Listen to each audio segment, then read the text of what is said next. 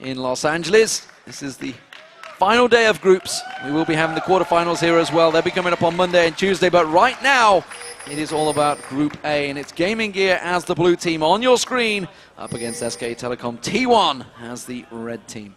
What are we thinking from this one, Jat? Obviously, SKT Telecom, big, clear favorites. Probably not going to see any level 1 craziness. If we see level 1 craziness, I'd expect it to come from Gaming Gear, because they're the ones who need to make the ridiculous plays early on to try and get a monstrous early game edge over SK Telecom. But at the same time, they just have Inspiro's grasping roots if they want to try to make a play. And Gaming Gear is actually setting up a relatively defensive line of scrimmage right here, and it's SKT who is grouped as 5. So if any type of counterattack happens, it will be late for Gaming Gear. Safe check, Gaming Gear using that Demacia standard to keep them at bay. Alinir not falling for that one, keeping vision of SKT. And while this is all happening, we do see Gaming Gear, of course, going around and placing those wards. So standard, ward, invade, placing the wards. MBS, though, sticking around on top of one. Yeah, SKT as well isn't going to want to give away anything of any type of crazy or creative level 1 strategy they have, because this is all planned. This is a very standard level 1 opening, and this is a danger ping right now. Look out, MBS. He's looking out. He's looking out. He's already backed off. So MBS does step away from any danger, and we will see standard stuff. So SK Telecom, they're not really giving anything away here for future quarterfinals or other matchups. Yeah. Looking towards this one, Gaming Gear, they're playing for pride, playing for that place. They're playing for the win right now, frankly.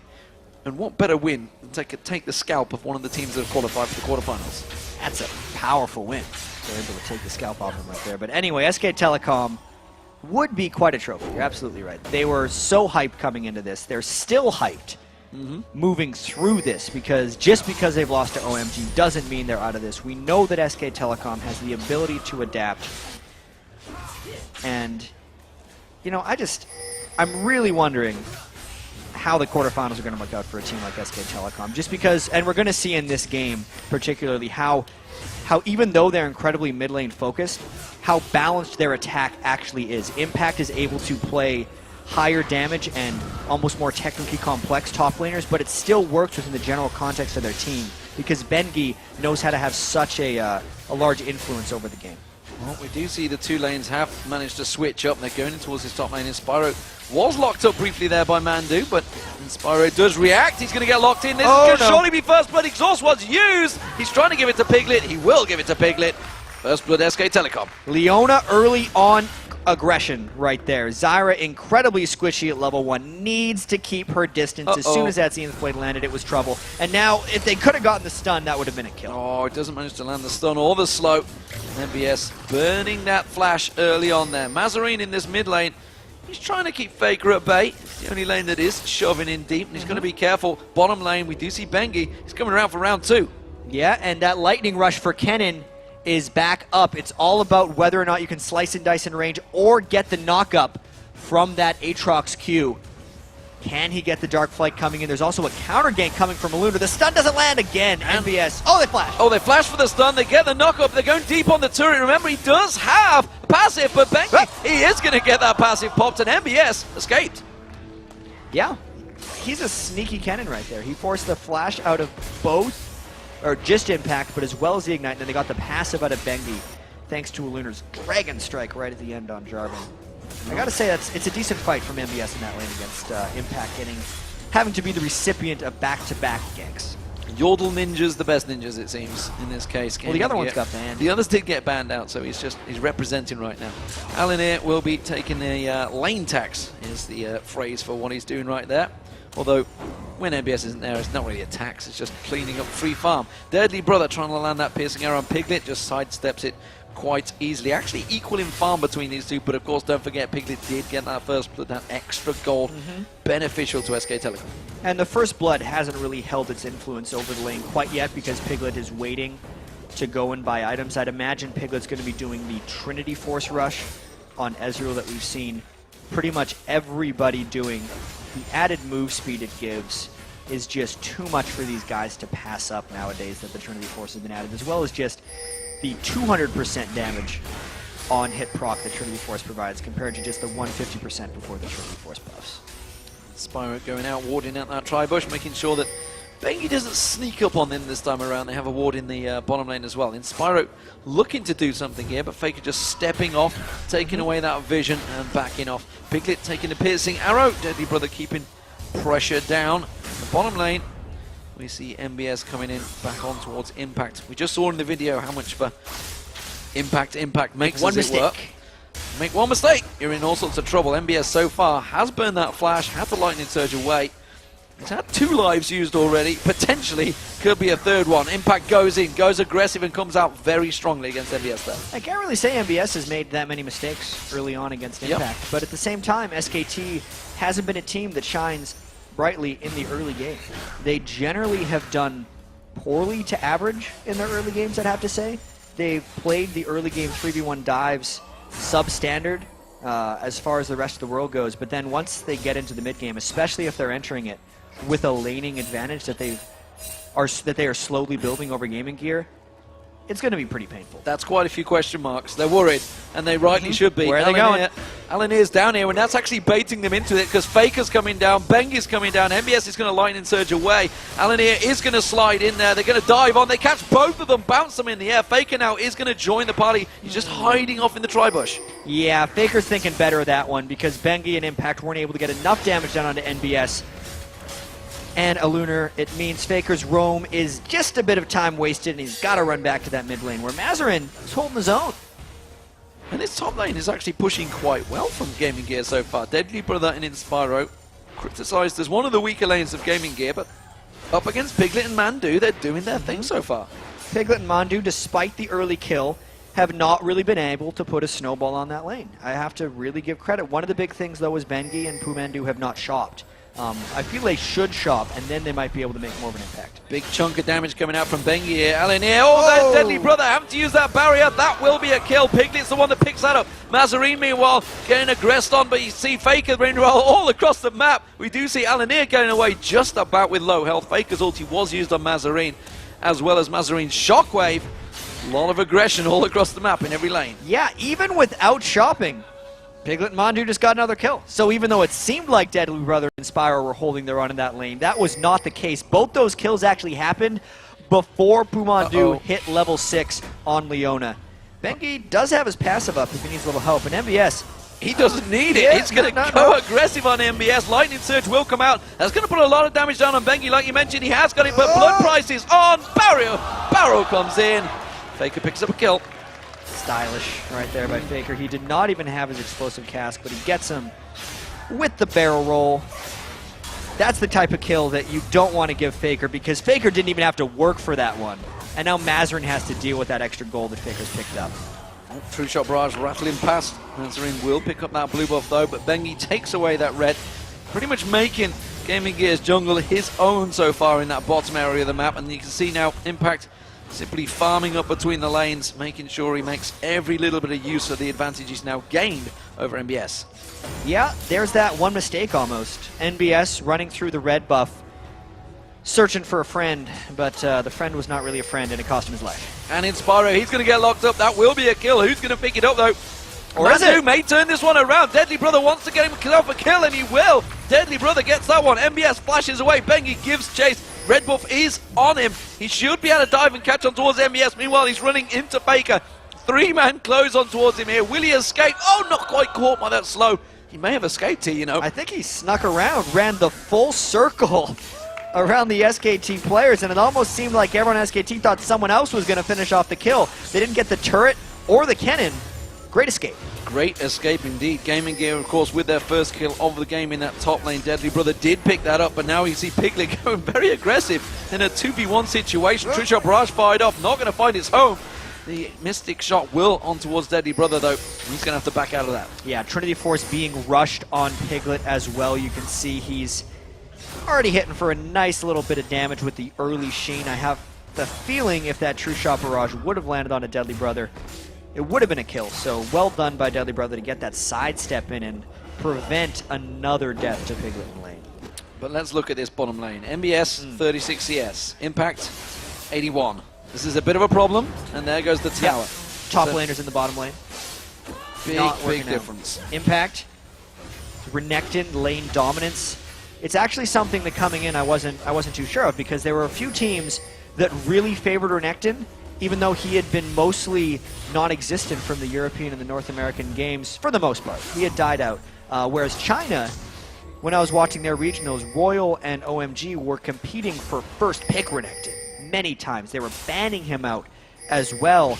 And then also now, SKT's pulling out the Renekton as well. I was thinking Renekton might end up having actually a very low win rate in this tournament, just depending on which overall region that I thought was going to be weaker or stronger. I knew that Mineski was going to be playing or valuing Renekton very highly, but now that we see teams like SK Telecom coming in with Renekton as well, whole new ballgame. Indeed, it's a whole new ball game. It's a champion that Darian used to run a lot of in the spring, but like you say, it faded out. Didn't barely play in the summer. Only towards the end of it, he started playing it. Faker, going to be the focus target by Alinir, but no chance is he going to fall for that one. Plenty of escape, can slide away if he needs to. Instead, he's buying time for the rest of SK Telecom to take this dragon down. It's a two-man dragon. They are not sure about this one. Yeah, Beggy's a little bit low. And trying to do dragon against Kennen, even if it's just a 3v3, is a dangerous proposition. SKT's AD carry and support are killing it. Not going to get the turnaround kill either. Mandu is not going to go down from that one. Deadly Brother with the Chain of Corruption just got simply exhausted out. Mandu walks away from it. It's 4-1 now for SK Telecom. And Mandu's looking for another kill, or at least zoning out Deadly Brother. That lane is going to be running away from Gaming Gear. I think it's already gone. It's great to see Leona making a comeback as well. That's one of the supports we haven't seen a great deal of. Yellowstar has run it a lot lately for the European LCS team. And 3 games. If you think of the Crepo on the desk, used to be formerly, I would say, one of the best Leona players in the world. You think back to the OGN 2012 spring, I'm going to say, that they were in, when they were up against Frost in the finals. Yeah. I got to ask Crepo when he gives us his answer after this game. Why'd he stop, man? Why do you stop? Why do you stop playing Leona? I don't think he did. I think the rest of the team said no. I don't know. I'm making it up. But SK Telecom, they're going to pick up a dragon here. And that will be a pretty clean, easy one for them there. That's going to stretch that gold lead to just around about 4,000 coming into the 12-minute mark. Yeah, this is looking like an SKT team in control. And now it's actually just a matter of SKT kind of getting their footing in this group. They know they're already qualified for the quarterfinals. They do not know who they're going to be playing against, because we're going to have our draw at the conclusion of today's games. And really what they're doing now is practicing their mid-game and making sure that they can execute properly and close out games, because a team of SK Telecom skill level right now, 4,500 gold up, only 13 minutes in, should be able to close, and as long as they are executing precisely. Deadly Brother just getting locked up. Didn't get taken out in the end, though. Piglet trying to put some damage down. We do see Cataclysm going. Good piercing arrow onto Piglet. Has to be flashing away from that one. Linear wants to finish him off. Has he got the damage? Oh, the Grasping Roots doesn't land. It will be Inspiro getting the kill, but now he's in all sorts of trouble. Bengi comes in. Mandu will pick himself up. A double kill.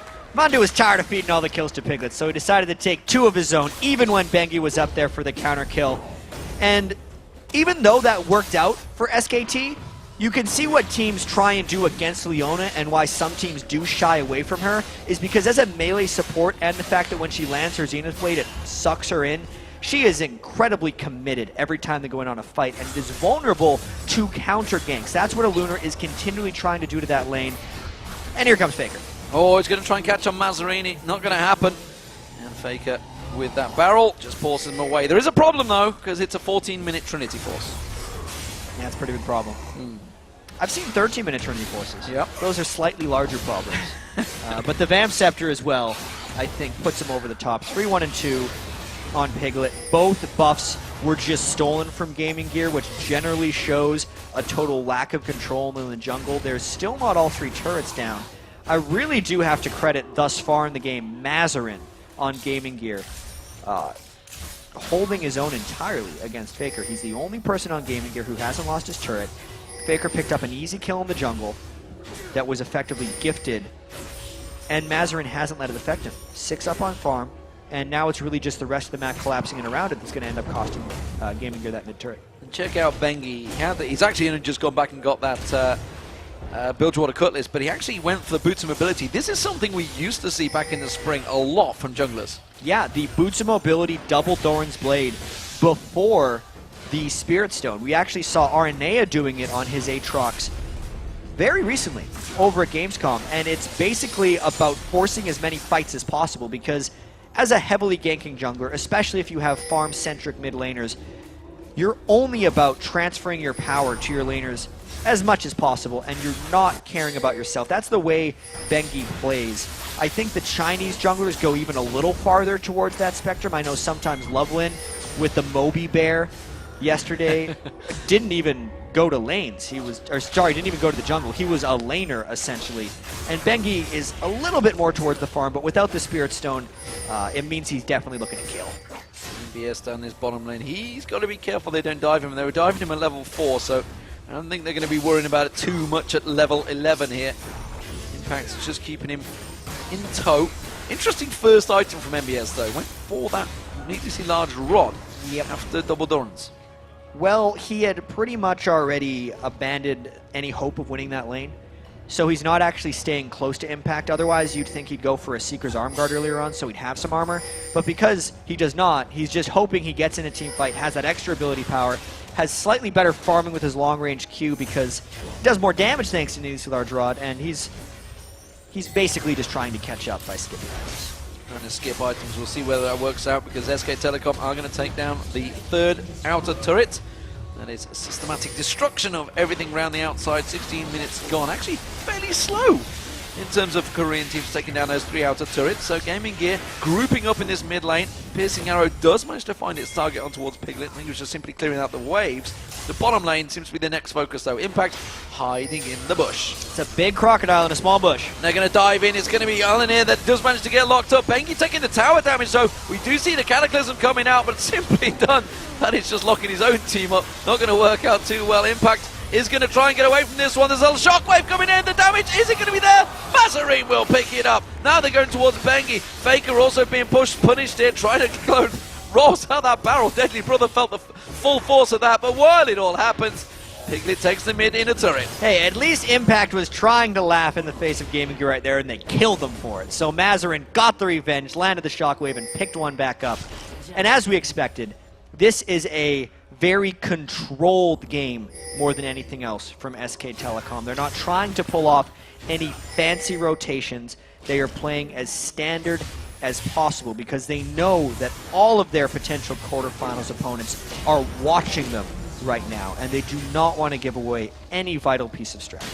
Let's not forget, SK Telecom T1 came into this tournament as big favourites, has to be said. Everybody really had them down as the victors of this tournament, so they've got a lot to live up to. They've seen the Korean team Samsung Ozone going out in the group stages. SK Telecom have made it to the quarterfinals, but they're already realizing this is not a clean-cut tournament for the Korean teams. I have to say, it must have been a huge shock to a lot of the people who follow the Korean League of Legends scene closely, because coming up and watching the quality of teams in the Champions League for OGN, it did seem like there was a chance Korea would come in here and just dominate the tournament.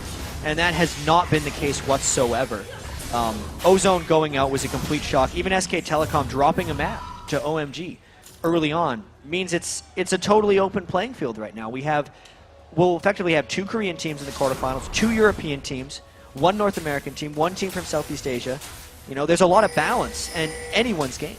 And we should point out that it's actually SK Telecom T1, that was MBS being melted down the bottom. SK Telecom T1, the fact that they won the summer against KT Rolls to B was the reason that Ozone got there in the first place. Because if they'd have lost that, they were 2-0 down, came back 1-3-2. If they'd have lost that match, we would have had KT Rolls to B here instead of Ozone. And I think one of the things that may have affected the Korean team's almost lackluster performance early on here is how we talk about how the Chinese scene is isolated, how isolated the Korean scene had become. We're actually just going to take a look at this kill. Just a combo of ultimates. NBS dead to rights. It's the coordination from SKT right now. But really just getting back to the Korean teams in general, it seemed like they were only focusing on beating each other. And it's really come back to haunt them. Uh-oh, they're trying to get the chain of corruption down. Faker's like, yeah, I know you're focusing me. I'm just going to walk away. Alan here in all sorts of trouble. Impact's going to try and slide in. Does get away. The barrel coming in, not quite going to get its target, though. Faker really wanted that one. And I think overall SK Telecom is adapting a little bit better to the other influence.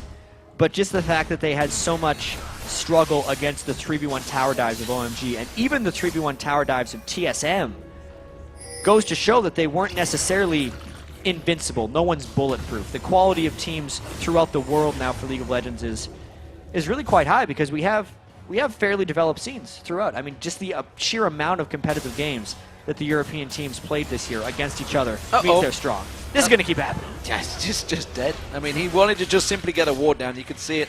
That's all he wanted to do. Not going to happen, though. Didn't he get the ward in the bush? Yeah, no, that's too quick. Not quick enough on the draw. Got to hit that ward button before you get CC'd to death. And even though it seems like Gaming Gear may just be walking around and some people will be like, man, you got to stop face-checking against SKT. SKT forces those moves because they have completely blinded Gaming Gear, and they are always making Gaming Gear think they're going to be in the next bush because they usually are, and that's why so many people on Gaming Gear are dying, and that's why that Baron was completely clean. It was completely clean, and MBS now in all sorts of trouble. He's pushed that mid turret, suddenly the lightning surge away from that one as the rest of SK Telecom come out of the mid lane Baron and with themselves a buff. They're going to keep on pushing through here. Yeah, we got the Spirit of the Ancient Golem on Bengi. Impact has went very tanky. He's got a red elixir actually running out from the base on Renekton. SKT might be going pretty quick here. Mondu's got his ultimate on Leona. It's level 11 as well for that extra little oomph of damage. And I wonder if Gaming Gear can even hold at this turret 4v5. SKT going to be a little bit aggressive here. Piglet getting a little carried away there, taking some turret aggro. Instead of focusing on the turret, he was focusing on trying to kill MBS. Wasn't really happening for him. Well, Piglet does already have 4 kills. He's want to get a little bit more of that. And they were waiting for Renekton anyway. Impact was running back to base. He's got his red elixir now. Freedom to pop it whenever he wants. Taking a couple shots so SKT can get a little bit more turret damage. And I would not be surprised if we saw Leona ultimate comboed in with a bunch of other SKT pain right Deadly here. Brother almost certainly going to be the focus of target. That turret down to half hit points already. Faker desperately trying to set up. Chain of Corruption comes out. Shockwave goes with it. Piglet did manage to avoid the damage though. Got out of there. There's Faker with his ultimate. That blows them all backwards. Deadly Brother's going to run back to the fountain. There goes the inhibitor turret. SK Telecom continuing to push on through. Impact using that taunt to try and draw Gaming Gear into a fight, but instead it's not going to happen.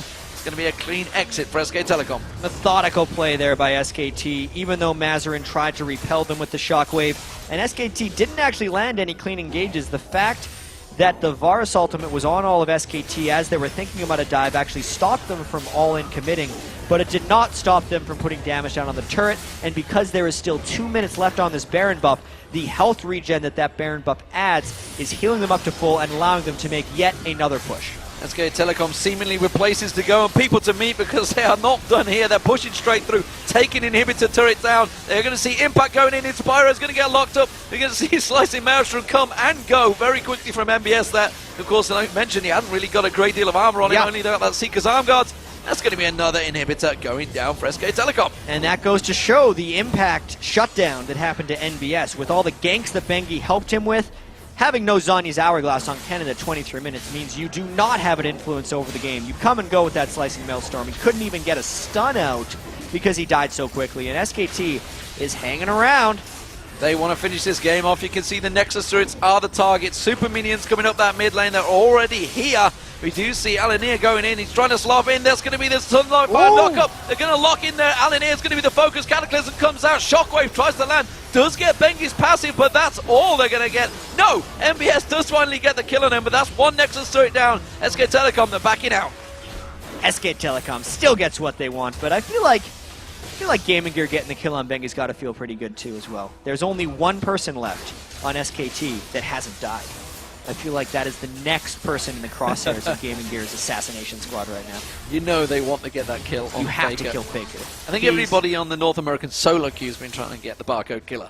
Everyone wants to kill the barcode killer right now. Faker, of course, on his North America practice account, which is wrecking some top-tier Diamond 1 and Challenger players. He played 23 Riven games. He actually lost 2 of them. So, a couple people... Somebody got him. Somebody somewhere has got screenshots. Barcode killer, That's killer, for AMA. sure. Absolutely. Having a bit of fun here. It is SK Telecom in absolute domination mode. 15,000 gold ahead, 9-0 in turrets. Gaming Gear trying to shove those lanes out to protect their base, but with 2 inhibitors already down and a Nexus turret, it is unlikely that they're going to come back in towards this one. SK Telecom not being flashy, honestly. No. Nothing crazy coming out from them, just systematic destruction, clean play. I was expecting a little bit of styling from SK Telecom, but I think they've kind of messed around enough for their coach's liking. I'm sure Koma, their coach, was not pleased whatsoever the fact that they lost so handily to OMG, and also some of their other victories haven't been very clean, and it's all business for SK Telecom because they're here for one reason, it's to win, and they're just trying to ramp up for that. Chain of Corruption thrown out, only lands on Faker. That's the final inhibitor turret going down. The inhibitor will tumble afterwards. That's going to be double super minions spawning out from SK Telecom's base right now. But they don't care about that because this Nexus turret is their final target. They slam on in there. Alinir locked up. Shockwave pulls in 3 members. We're going to see the Stranglethorns bouncing 3 of them up. But look at that. Faker goes in. MBS gets wrecked straight down by Piglet. That's going to be the Nexus turret going down. The Nexus will follow. SK Telecom will be taking victory here in Game 8 of the day up against Gaming Gear. 26-minute victory there for Faker and crew. Only 203 on Gragas, so a very controlled game there by SKT. They're definitely trying to lay low a little bit as they move into the quarterfinals. We know the eventual goal of them was not just moving out of the group stage, which they are guaranteed to do so. It was to win the Season 3 World Championship, and this is just another step on their road there. They seem to be getting a little bit more comfortable here at the world stage. You know, for some of them it was their first time out of the country. They definitely had a slow start to the group, and they are ramping up a bit. Absolutely. Business as usual, it seems, for SK Telecom, so they do pick up another win. Remember, they've only got 1 loss so far. That's to OMG, who they will be playing as the